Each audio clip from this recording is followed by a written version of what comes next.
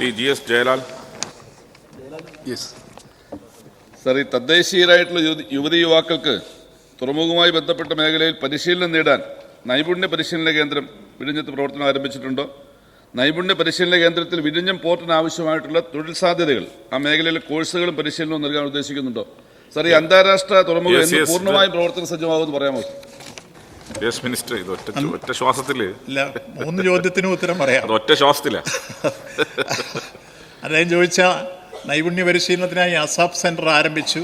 ആദ്യത്തെ ബാച്ചിന് പൂർണ്ണമായി അവിടെ തൊഴിൽ കൊടുത്തു കഴിഞ്ഞു. അതോടൊപ്പം തന്നെ ഭാവിയെ സംബന്ധിച്ച് ഇന്ന് തീരുവെന്നും അദ്ദേഹത്തിൻ്റെ ചോദ്യത്തിന് 2028 കൂടി ഇത് പൂർത്തീകരിക്കാൻ കഴിയും. കൂടുതൽ തൊഴിൽ സാധ്യതയ്ക്ക് ആവശ്യമായി നൈപുണ്യ പരിശീലനം നടത്തി വരുന്നു.